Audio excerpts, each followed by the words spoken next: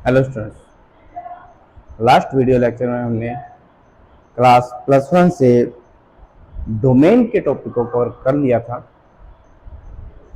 आज जो हमें टॉपिक कवर करने वाले हैं वो टॉपिक है हमारे पास रेंज। मैंने बताया भी था लास्ट वीडियो लेक्चर में, तो नेक्स्ट जो टॉपिक है वो वीडियो जो है हमारे पास रेंज टॉपिक पे आएगी। और रेंज वाले टॉपिक को हमें थोड़ा ध्यान से समझने की जरूरत पड़ती है, क्योंकि यहाँ कुछ कॉम्प्लिकेशन बच्चों को अक्सर दिक्कत करती है। मैंने चीज़ महसूस की है ये, और मेरी कोशिश रहेगी वो दिक्कत यहाँ आपको इस प्लेटफॉर्म पे आपको दिक्कत ना आए। तो रेंज के कंसेप्ट को हम अलग अलग वे से समझने की कोशिश करें, उसको ग्राफिकली भी, उसको मैथमेटिकली, उसको कैसे प्रेजेंट करते हैं वहाँ से भी समझने की कोशिश करेंगे। तो सबसे पहले मैं आपको बताऊँ, अगर रेंज का जो मीनिंग है वो हमारे पास द वैल्यू ऑफ वाई, मतलब फंक्शन की जो वैल्यू है उससे है। अगर हम एक सिंपल सी भाषा में इसको देखें रेंज को, तो हमारे पास क्या बनता है ये मैंने कहा ग्राफिकली अगर थोड़ा सा समझाऊं मैं आपको, तो मैंने कहा एक फंक्शन है, वो इस तरह से जा रहा है, यहां से शुरू हुआ है, यहां तक मानो स्टॉप हो गया। तो मैंने एक चीज नोटिस की, देखो फंक्शन यहां पर है और यहां तक है।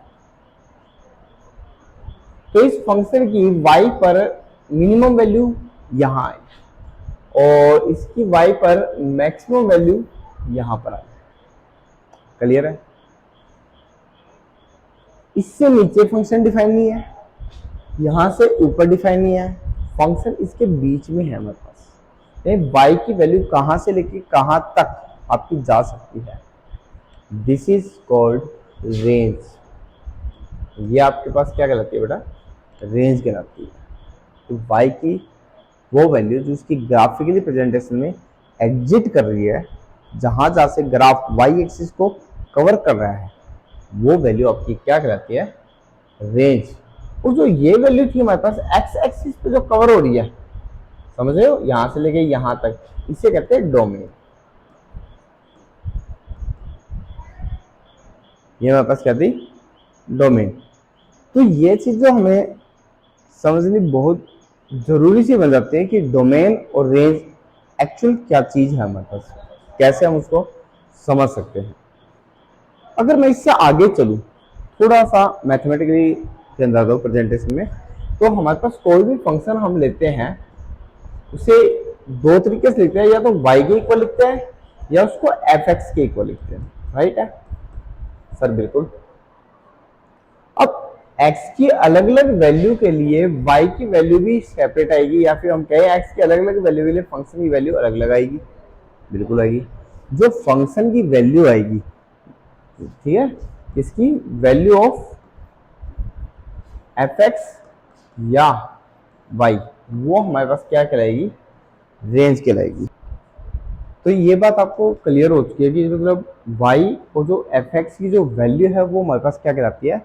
The range of the function. और अगर इसके आगे हम चले तो उसको मैथमेटिकली सोल्व कैसे करें, बात ये आती है माइंड में। सर हमें ये तो पता लग गया कि रेंज होती क्या है, उसको ग्राफिकली कैसे समझे ये भी पता लग गया, उसको मैथमेटिकली प्रेजेंटेशन क्या है वो भी पता लग गई, लेकिन अगर क्वेश्चन में रेंज मांगी जाए तो उसे हम सोल्व कैसे करें? Good question. चलो बताते हैं क्वेश्चन से कि आपको क्वेश्चन को सोल्व कैसे करना है। सबसे पहले जो हमारे पास क्वेश्चन दे रखा है, यहाँ पर हमें डोमेन देखो हम निकाल चुके हैं इसकी, हमें इसकी रेंज निकालनी है। हम रेंज कैसे निकालेंगे? इसकी रेंज निकालने का जो सिंपल सा तरीका है आपके पास वो क्या रहेगा? हमारे पास फंक्शन दे रखा था, फंक्शन हमारे पास क्या दे रखा था? माइनस का मोड एक्स। माइनस का मोड एक्स हमारे पास फंक्शन दे रखा। अब इस फंक्शन की हमें रेंज निकालने का बहुत सिंपल सा तरीका बेटा हमारे पास क्या रहेगा? अगर फंक्शन की रेंज निकालने तो हमने क्या देखना है? देखो सबसे पहले मैंने आपको एक चीज बताई थी कि जो मोड का फंक्शन होता है वो हमेशा कैसा होता है? हमेशा ग्रेटर या इक्वल टू 0 होता है, क्योंकि इसकी कभी भी वैल्यू नेगेटिव नहीं होती।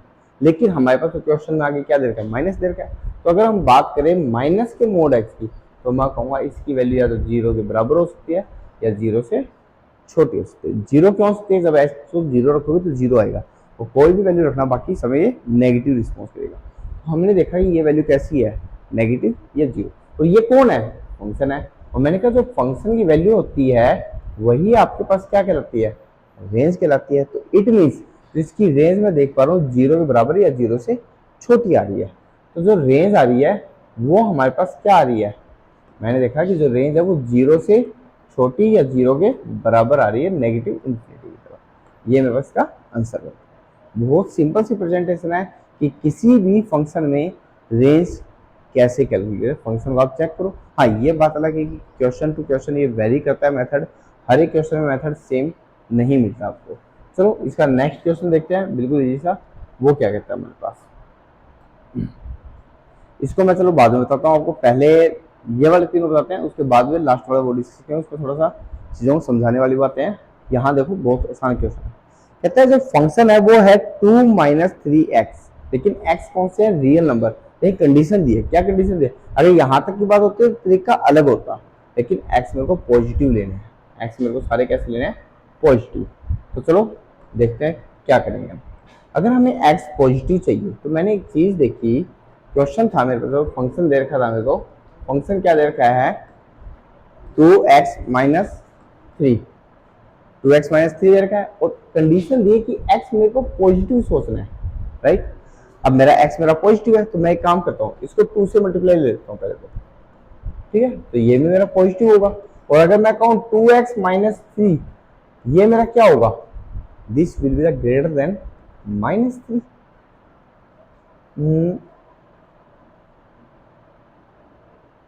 2x - 3 था क्या क्वेश्चन, या कुछ और था? 2 - 3x, सॉरी क्या था? 2 - 3x, हमने गलत लिख दिया ये, ठीक है। इसको चेंज कर लेते हैं, 2 - 3x था क्वेश्चन, गलत लिखा गया। ये था, मेरे को बोला कि x मेरा पॉजिटिव ऑलरेडी गिवन है। तो हमने सिर्फ और सिर्फ बिल्कुल सिंपली क्या करना है, x मेरा पॉजिटिव है, मेरे को पता है। अगर मैं इसको 3 से मल्टीप्लाई कर दूं तो क्या फर्क पड़ेगा? सर कोई भी फर्क नहीं पड़ेगा। लेकिन मैंने आपको एक चीज समझाई थी, अगर जब भी नेगेटिव लगता है तो इनकलिटी विल बी चेंज। अगर नेगेटिव लगता है तो इनकलिटी विल बी चेंज। अब क्या हुआ है सर, इसमें 2 प्लस हुआ है, चलो 2 प्लस करो दोनों तरफ, ठीक है। दोनों तरफ 2 प्लस करो तो ये आया। तो मैंने देखा जो मेरा फंक्शन है वो क्या हो गया? लेस देन 2 हो गया। तो इसकी बताओ रेंज क्या बनेगी?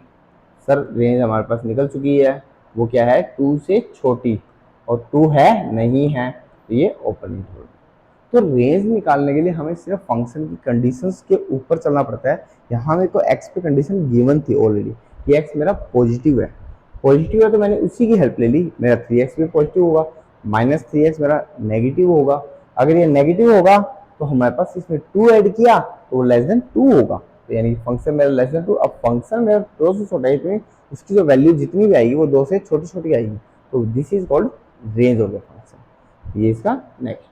अगर इससे आगे का क्वेश्चन पढ़े तो बहुत ज्यादा इजी है। यहाँ ध्यान दो, फंक्शन है मेरा x² + 2। यहाँ पे देखो डिफरेंट डिफरेंट टाइप के क्वेश्चन बनाए हैं ताकि पॉइंट तक हम पहुंच सके। x² + 2, लेकिन x कैसा लेना है? Real number. क्या कहना चाहता है ये? अगर इसकी बात को थोड़ा सा ध्यान दे तो बहुत आसान सा क्वेश्चन दिया है इसने।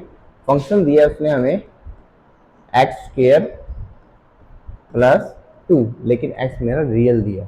आप मेरे को ये बताओ, कोई भी रियल नंबर मैं लूंगा तो मेरे को ये पता है कि x² जो है वो हमेशा 0 से बड़ा या 0 के बराबर आएगा for all real. For all real, सारे रियल नंबर के लिए हमेशा क्या आएगा? x² पॉजिटिव होगा। ये बात सबको पता है, कभी भी नेगेटिव नहीं होता। अच्छा, अगर इसमें 2 ऐड कर दिया जाए, अगर इसमें 2 ऐड कर दिया जाए तो मैंने देखा ये 2 से बड़ा होगा सभी रियल के लिए। सर बिल्कुल होगा। इट मीन्स ये पूरा फंक्शन होगा ना। तो फंक्शन मेरे पास क्या होगा? देखो यहाँ सिर्फ और सिर्फ लॉजिकल क्वेश्चन था। क्वेश्चन में पर्टिकुलर कंडीशन ये थी कि x मेरा रियल लेना है, और रियल के अकॉर्डिंग मैंने देखा कि स्क्वायर है, और स्क्वायर तो हमेशा क्या होता है? पॉजिटिव होता है, इसलिए मैंने कंडीशन ये वाली लगाई, और वहां से हमारे पास ये आया। और यहाँ से मेरे को रेंज पता लग गई इसकी। तो रेंज इसकी जो बोलती है वो क्या कहती है? 2 के बराबर या 2 से बड़ी होगी, ठीक है ना। ये आपके पास इसका आंसर होगा। बड़ा सिंपल सा क्वेश्चन है ना। नेक्स्ट वाला तो बहुत ज़्यादा इजी है, नेक्स्ट वाले में कुछ भी नहीं दिया इसमें, ठीक है। इसमें सीधा x दिया है और x मेरा रियल, रियल के लिए आंसर कैसा आएगा सर, रियल आएगा। नॉर्मल सी बात, x कुछ भी रखोगे वही आपका आंसर आएगा। fx x दे रखा है तो x is real, fx is also real, range of the function is real. तो लास्ट वन क्वेश्चन आता है हमारे पास, ये उसके बाद चैप्टर हमारा फिनिश होता है। नेक्स्ट वीडियो में हम इसका टेस्ट प्रेजेंट करेंगे। इस क्वेश्चन में हमें सिर्फ क्या करना है, fx दिया है 9 माइनस एक्स स्क्वायर का अंडर रूट। fx में क्या दिया है, 9 माइनस एक्स स्क्वायर का अंडर रूट। चलो करते हैं। ये मेरे पास fx है, वो कितना है 9 माइनस एक्स स्क्वायर का अंडर रूट। अब इसकी हमें अगर रेंज को जानना है, देखो डोमेन निकालना हमने सीखा था भाई, रूट में जब भी कोई फंक्शन आएगा तो अंदर वाली वैल्यू को पॉजिटिव बनना पड़ेगा। अब यहाँ से एक नई चीज जो सीखने वाले वो देखो, सबसे पहले आपने क्या करना है, अब तक मैंने किसी भी क्वेश्चन में ऐसा नहीं किया, fx को y मान लो।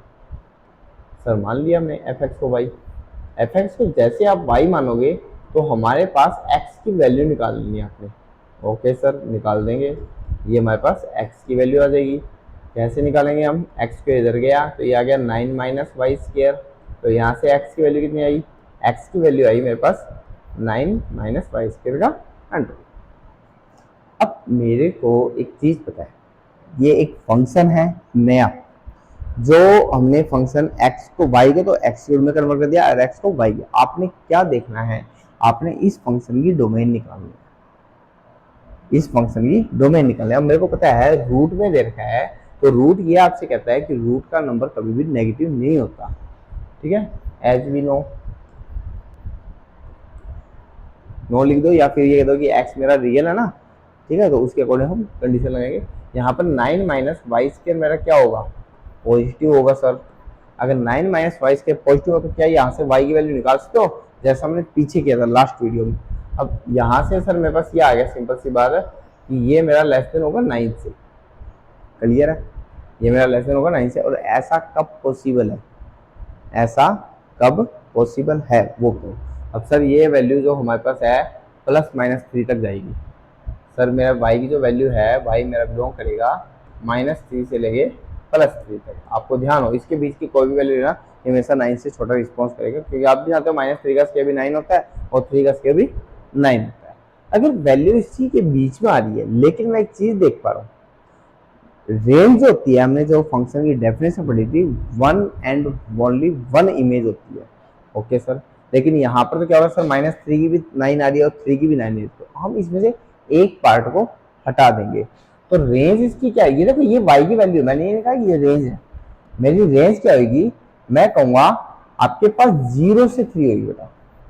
मैं क्या कहूँगा, 0 से 3 लूँगा। क्यों, क्योंकि -3 से 0 के लिए जो वैल्यू आएगी वही वैल्यू हमें 0 से लेकर 3 तक के लिए मिलेगी। तो वैल्यू रिपीट ना हो, क्योंकि फंक्शन की डेफिनेशन में one and only one image रखता है, एक इमेज के अलावा कोई दूसरी इमेज नहीं बनाता। तो इसीलिए रिपीटेशन को रिमूव करने के लिए हमारे पास रेंज क्या लिखेंगे, 0 to 3 क्लोज इंटरवल। ये थोड़ा सा टिपिकल क्वेश्चन हो जाता है, बाकी के मुकाबले आपने करना क्या है, दोबारा रिपीट कर देता हूँ। फंक्शन है, उसमें fx को y मानना है, प्रेजेंट करना है x को y के फॉर्मेट में। अब हम जानते हैं कि रूट में नेगेटिव नहीं होता, ठीक है, रूट में नेगेटिव नहीं होता। तो यहाँ से हमने y की वैल्यू देखी, और ये वैल्यू कब पॉसिबल है, ये हमारी थिंकिंग भी ये काम करती है, और हमारे पास जो बड़े वाला मेथड है वो भी हम लगा सकते हैं, तो हमें अब डोमेन में सिखाएगा। तो यहाँ से वैल्यू y की क्या है, -3 से 3। अब आपने ये भी चेक करना था कि रेंज की जो कंडीशन है वो क्या है, कि वैल्यू रिपीट नहीं हो। बाकी तो किसी भी क्वेश्चन में हमारी रिपीटेशन अलाउड नहीं थी, नहीं हो पा रही थी, लेकिन यहाँ मतलब रिपीटेशन बन रही है, हमें दिख रहा है। -3 और 3 पे दोनों सेम वैल्यू आएगी, 0 तक के लिए वही पास रहेगी। तो हमने क्या किया, एक पार्ट को रिमूव करके दूसरा पार्ट रख लिया, ताकि वो चीज़ मतलब उसके आंसर में प्रॉपर फिट बैठे। तो ये उसकी डेफिनेशन को कंप्लीट करते हुए रेंज को फाइंड किया। इसके बाद जो टॉपिक आता है सिर्फ और सिर्फ टेस्ट का आता है, और यहाँ ये चैप्टर हमारा पूरी तरह से कंप्लीट हो जाता है। चैप्टर 2 ये कंप्लीट हो गया। उसके बाद में जो हमारे पास एक नया चैप्टर शुरू करेंगे हम, जिसका नाम होगा कॉम्प्लेक्स नंबर। 3 जो है हमारे पास, चैप्टर 3 ट्रिग्नोमेट्री है, उसको अभी नहीं करेंगे, हम उसे कॉम्प्लेक्स नंबर के बाद में कवर करने की सोचेंगे, वो देखेंगे अपने हिसाब से जो भी होगा। लेकिन फिलहाल जो है हम किसको करेंगे, नेक्स्ट टॉपिक कॉम्प्लेक्स नंबर। आज के लिए इतना ही था कि हम कैसे फंक्शन की रेंज को फाइंड कर सकते हैं। मिलते हैं नेक्स्ट वीडियो में, तब तक के लिए enjoy your day with your family. Thank you, have a nice day.